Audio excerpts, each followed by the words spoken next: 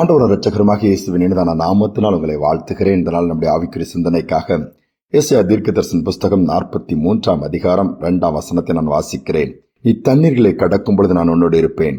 நீ ஆறுகளை கடக்கும் பொழுது அவைகள் உன்மேல் புரளுவதில்லை. நீ அக்கினி நடக்கும் போது வேகாதிருப்பாய். அக்கினி ஜுவாலை உன் பேரில் பற்றாது. கடைசி பகுதி சொல்கிறது, நீ அக்கினியில் நடக்கும் போது வேகாதிருப்பாய். அக்கினி ஜுவாலை உன் பேரில் பற்றாது. சில அக்கினியின் பாதையில் நாம் கடந்து போக நேரிடும். வாழ்க்கையில் அப்படிப்பட்ட பரீட்சைகள் நமக்கு இருக்கும். நெருக்கம், வேதனை, நிந்தை, அவமானம், இழப்புகள், கஷ்டங்கள் இந்த உலக வாழ்க்கையில உண்டு. அவைகள் இல்லாமல் எந்த ஒரு மனிதனும் கடந்து போக முடியாது. வேதத்தில் பார்க்கும் பொழுது கூட தானியேல் 3 அதிகாரத்திலே சாத்ராக், மேஷாக், ஆபேத்நேகோ அந்த 3 வாலிபர்கள் அக்கினியில தூக்கி போடப்படுகிறார்கள்.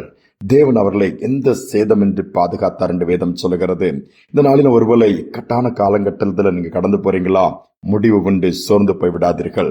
நம்பிக்கையோடு ஆண்டவரை நோக்கி பாருங்கள். அக்கினின் பாதையில் நான் போனாலும் வேகாமல் இருக்க, அதை பற்றாமல் இருக்க என்னை பாதுகாக்க வல்லவராகிய கர்த்தர் எனக்கு உண்டு என்று சொல்லி அறிக்கை பண்ணி முன்னேறி சொல்லுங்கள்.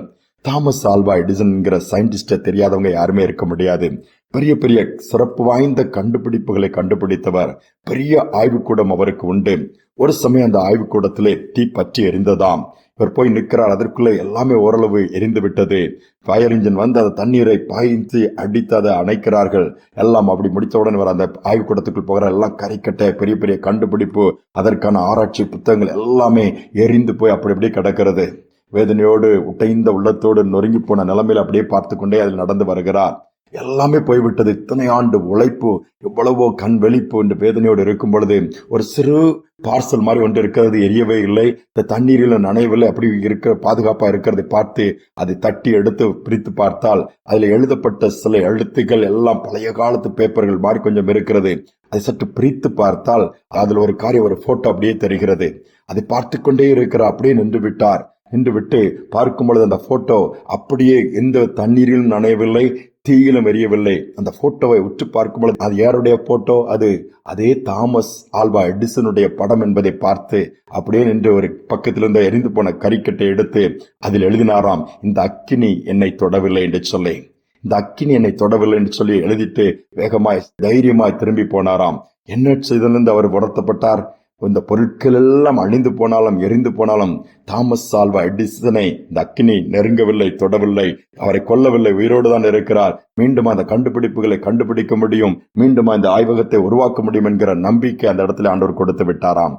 பாருங்கள், ஒரு படத்தை பார்த்ததின் மூலம் இந்த சிந்தையே மாறுகிறது. இந்த அக்கினியின் படத்தை எரிக்க முடியவில்லை, நான் இன்னும் உயிரோடு தானே இருக்கிறேன், நான் சாகவில்லையே, இதை திருப்பிக் கொள்ள முடியும் என்கிற நம்பிக்கை வந்து விட்டது.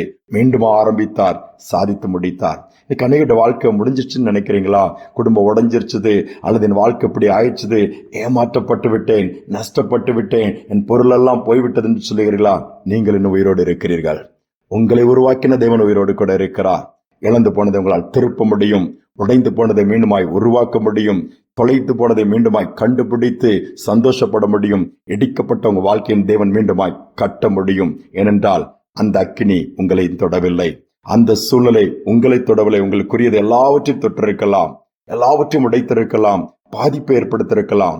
You are still alive. நீங்கள் இன்னும் உயிரோடு இருக்கிறபடியினால் மீண்டும் எழுந்து காரியங்களை உங்களால் செய்ய முடியும். இந்த நம்பிக்கைக்குள் இன்னைக்கு கடந்து வாங்க. மீண்டும் கர்த்தர் உங்களை தட்டி எழுப்பி நிற்க வைப்பார். வெட்கத்திற்கு 2 பலனை கொடுப்பார். வாழ்ந்திருக்க பண்ணுவார். பரலோகத்தின் தேவன் அதன் மூலமாய் மகிமைப்படுவார். ஜெபிப்போம். எங்கள் அன்பின் பரலோக தகப்பனே, அக்கினியில் நடக்கும் பொழுது வேகாமல் இருக்கும்படி எங்களோடு இருக்கிற தேவனாய் இருப்பதற்காய் ஸ்தோத்திரம். இந்த செய்தியை கேட்டுக்கொண்ட பிள்ளைகளுக்கு ஒரு புது நம்பிக்கை உண்டாகட்டும் அப்பா. சோர்ந்து போய், நம்பிக்கை இழந்து போய், உடைந்து போய், எல்லா பக்கமும் வாசல் அடைபட்டு போய்விட்டது, கைவிடப்பட்ட நிலைமையில கண்ணீரோடு வெளியே போகிறதுக்கே முடியல, ஒவ்வொருத்தருக்கா பதில் சொல்ல முடியல, என் வாழ்க்கையில் இப்படி நடந்து விட்டது, என் வாழ்க்கை இப்படி ஆகிவிட்டது, என் தொழில் நஷ்டப்பட்டு விட்டேன், என் வேலை போய்விட்டது, எனக்கு இப்படிப்பட்ட ஒரு காரியம் நடந்து விட்டது என்று கண்ணீரோடு கவலையோடு நம்பிக்கை இழந்து போயிருக்கிற பிள்ளைகள் ஒருவேளை இந்த செய்தியை கேட்க நேரிடுமானால் தட்டி கொடுத்து தூக்கி நிறுத்தி கூட நீங்க இருக்கிறத காண்பீங்க. இன்னி சாகவில்லை, உயிரோடு தான் இருக்கிறாய், உனக்குரியது போனாலும் அதை கொடுக்கிற நான் இருக்கிறேன் என்று சொல்லுவீராக.